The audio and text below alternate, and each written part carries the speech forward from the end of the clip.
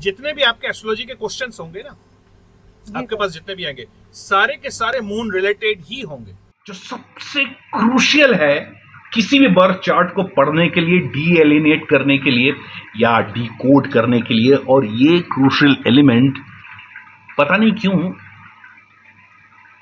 चाहे वो टीचर हो या एस्ट्रोलॉजर हो या कंसल्टेंट हो, वो इमीडिएटली नेग्लेक्ट कर देते हैं। याद रखिएगा, राशि आपका मून से है। अब मेंटल स्टेट देखिए, मून और लग्न का डिफरेंस बेसिकली यही है कि लग्न आपके एफ्लुएंसी को दिखाता है, मेटेरियलिस्टिक है लग्न, तो जनरली क्वेश्चन मेटेरियल ही आएंगे। लेकिन आजकल के जमाने में जो हालत थोड़ी सी वैसे ही है, मैं ये देख रहा हूं अपने एक्सपीरियंसेस के कि मेंटल हेल्थ के ऊपर भी बहुत सारे क्वेश्चन आते हैं, अपने लिए, अपने परिवार के लिए, बच्चों के लिए, स्पेशली बच्चों के लिए, क्योंकि माहौल ही ऐसा कुछ चल पड़ा है। तो उसीलिए मून को स्टडी करना बहुत जरूरी है अपने चार्ट में। और मून आपके परिवार में किस किस के साथ कनेक्शन बना रहा है, ठीक है।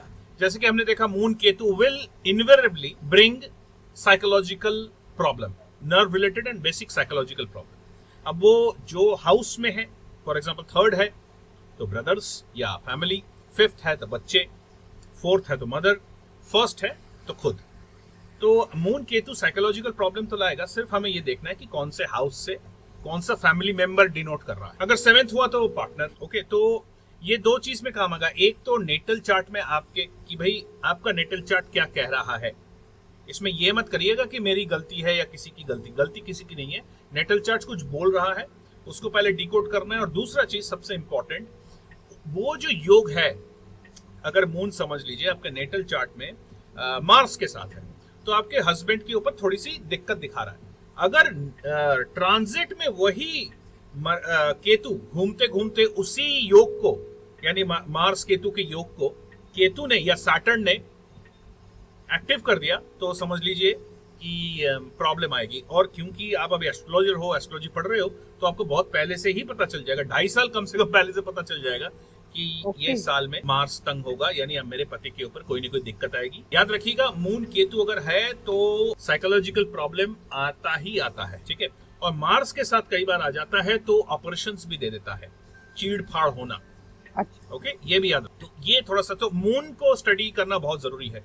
क्या है कि कुछ केतु और मार्स फुल अपने एक साथ आते हैं तो हाँ, चीड़ फाड़ होना ही होना है, क्योंकि मार्स है आपका देह, यानी आपका बॉडी, और केतु है देह कारक, और केतु है स्टिच या थ्रेड। तो कहीं ना कहीं चीड़ फाड़ होगा तो स्टिच भी तो होगा, तभी होता है। हालांकि मार्स एंड केतु तंत्रा भी, तंत्रिक आर्ट या ऑकल्ट लगना कई चार्ट में ऐसे होते हैं जहां पर आपको ये लगता है कि इसके ऊपर हो सकता है कुछ बैड इंटेंट, काला जादू, जो भी आप कह लो, हो सकता है।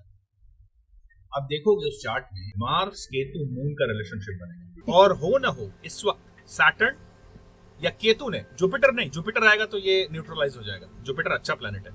सैटर्न और केतु, इन दोनों ने इसको एक्टिवेट कर रखा है।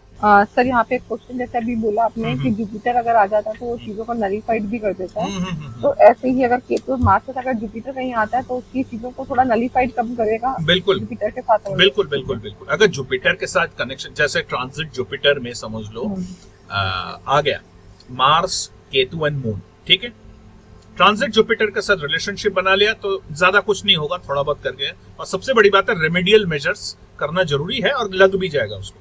थोड़ा सा भगवान का नाम लेंगे, स्पिरिचुअल लेंगे, थोड़ा यंत्र रुद्राक्ष वगैरह जो भी है पहन लेंगे तो काम खत्म। बट अगर जुपिटर के साथ रिलेशन नहीं बना रहा है, सैटर्न ने पकड़ लिया, तो बहुत जबरदस्त धक्का लगने वाला है,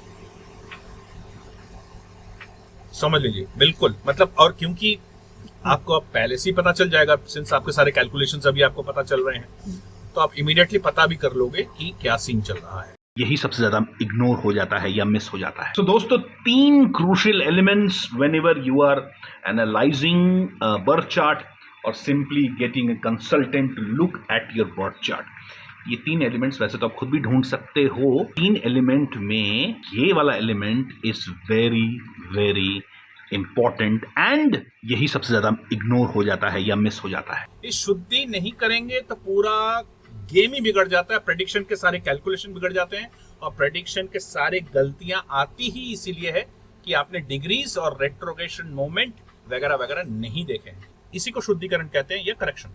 जुपिटर 4 में है लेकिन रेट्रो है। जैसे मैंने बताया था, रेट्रो का मतलब है अपने पुराने या पिछले राशि में जाना। तो हम यहां पर लिखेंगे उल्टा चल गया है जुपिटर। दूसरा सैटर्न, सैटर्न याद रखिएगा, ध्यान से देखिए, यहां 0 डिग्री पे है। ठीक है, सैटर्न का 0 डिग्री, ऊपर से रेट्रो है, तो यहां पर हम 0 डिग्री रखेंगे, आर लिखेंगे और इसको गोल करके ले आएंगे यहां, क्योंकि सैटर्न उल्टा चल गया है और यहां पर पूरी बात ही पलट जाती है। और यहां पर बहुत इंपॉर्टेंट है, सैटर्न राहु के साथ है, यानी शुरू में इस बंदे का कैरियर में प्रॉब्लम रहेगी। शुरू में सेटल होना बड़ा दिक्कत रहेगा शुरू में। लेकिन क्योंकि जुपिटर सैटर्न के पास रेट्रो होकर पहुंच गया, मैं दूसरा कलर ले रहा हूं ताकि आपको समझ में आए। जुपिटर भाई साहब रेट्रो होकर पहुंच गए सैटर्न के पास। ठीक है, तो हम यहां पर जुपिटर प्लस सैटर्न भी देख रहे हैं और सैटर्न एंड राहु भी देख रहे हैं। इसका मतलब साफ है, शुरू में दिक्कत आएगी, लेकिन ये आदमी काम करेगा अपना ही और बहुत जबरदस्त तरीके से करेगा। वाई? क्योंकि जुपिटर एग्जॉल्टेड राशि से पीछे गए हैं। ठीक है, बहुत सारा विजडम लेके गए हैं जुपिटर, हेल्प करने सैटर्न को। ठीक है, ओके।